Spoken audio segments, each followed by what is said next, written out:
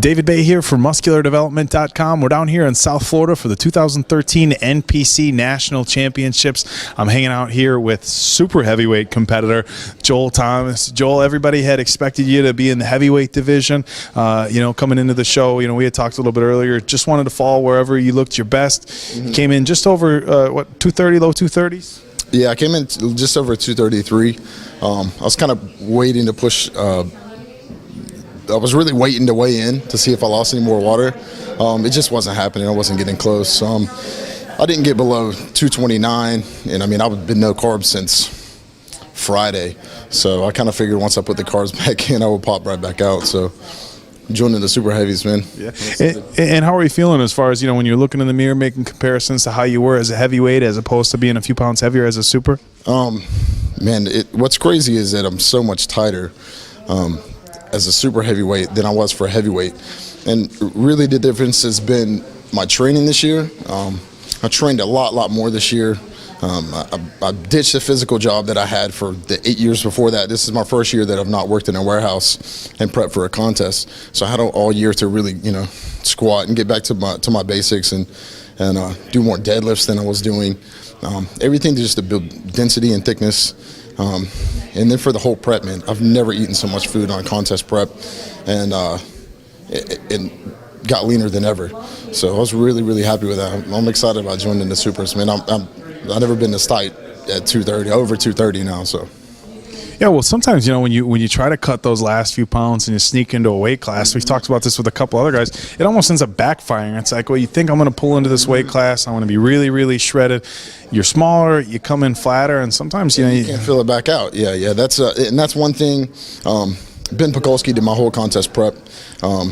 He from training me, from writing my workout schedules around my meals, or changing my meals to fit my workouts.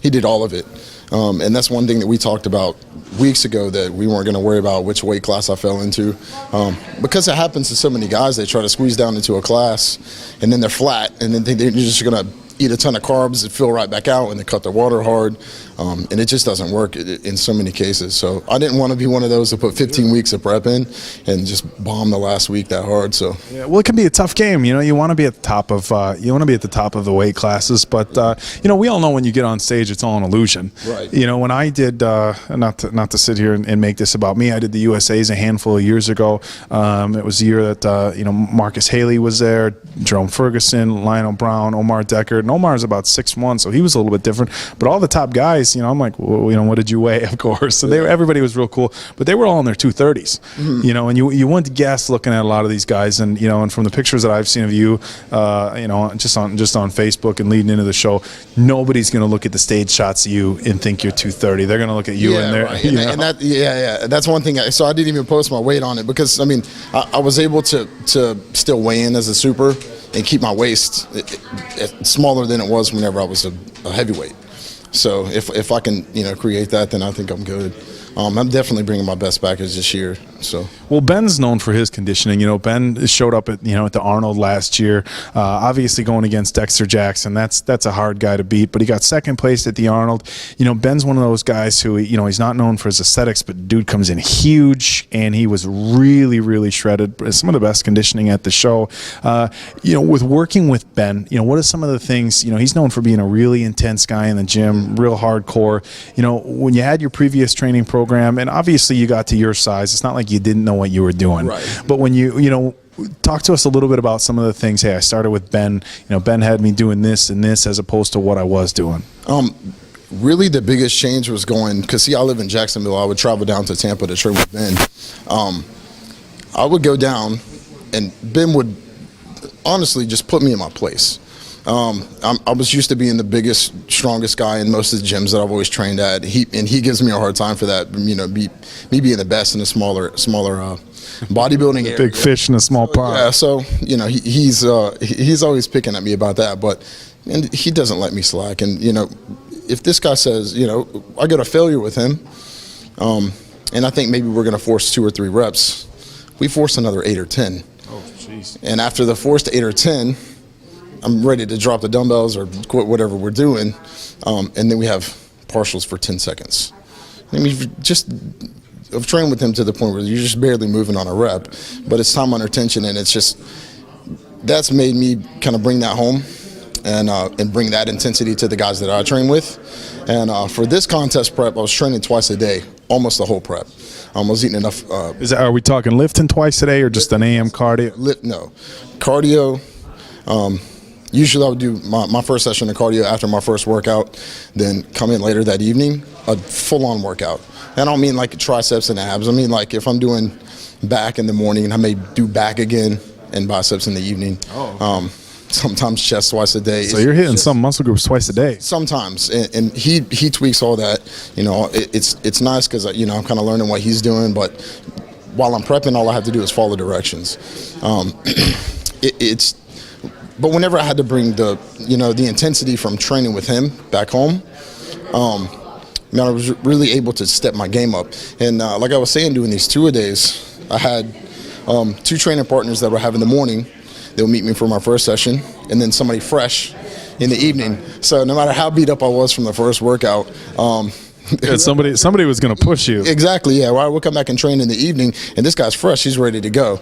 So we worked just as hard. I think that made the biggest difference in my body, other than Ben just tweaking fix your shoulder placement or hip placement on whatever movement.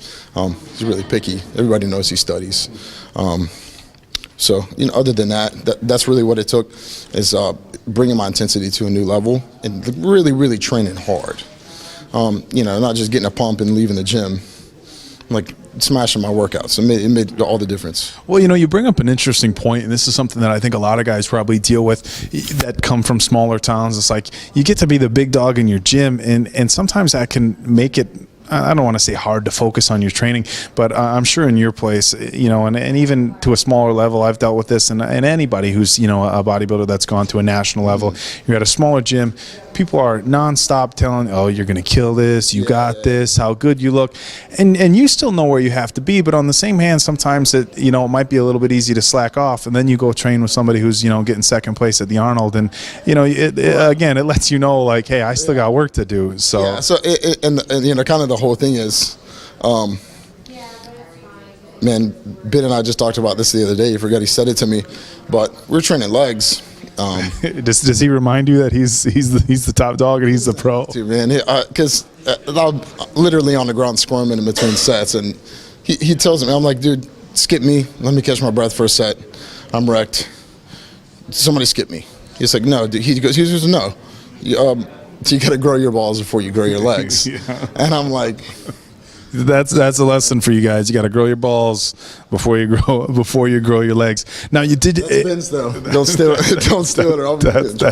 That's Ben Pakulski's. Now, have you done some powerlifting? Is that correct? That's one of the things that obviously somebody looks at a guy as big as you. We're going to know you're strong just by looking at you. But from what John was telling me behind the camera here is that you've put up some impressive numbers for some of the guys. And MD, talk to us about some of the numbers you've gotten in this powerlifting side of it. Man, whenever I was 22, I went to. It's got to be official numbers too, otherwise these guys will get on us. Oh, I know. I'll give you the decimal.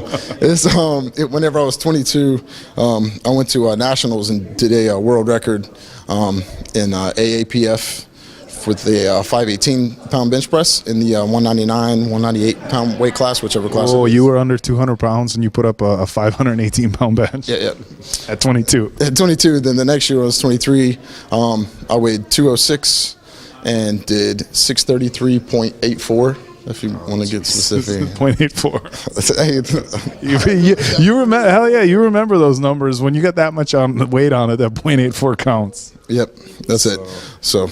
An injury took me out of squat and deadlift early. I just had an inguinal strain. The big part of that was from the warehouse job we were talking about earlier. Sure. But yeah, I was a little bench press specialist for a little while. Still, man, I love to go heavy on bench and stuff like that. It's just fun. I think anybody that can does. But yeah, for the guys out there who think, hey, and the guys on MD.com, a lot of bodybuilders, so they know. But there's how it is, man. There's a lot of guys out there who think it's all show and no go. So when you have official numbers that prove otherwise, it's nice to throw them out there once in a while. Yeah, so I train with a power lifter too, which is really fun because this guy's got kind of a different approach to it, and He's used to his body being wrecked in a totally different way. He's used to that, central nervous system, kind of drain feeling you get after workout. He doesn't get a pump from a workout at all. So this guy, whenever he trains with me, he's got a whole new respect for bodybuilding. Just like I already respected powerlifting. Yeah, for powerlifting training, you're really not hitting the 3, 4, 2-rep sets. You're not getting much of a pump, not much blood in the muscle, but not like you're not getting fatigued at the same time. Yeah, totally different though. Yes, wrecks your nervous system.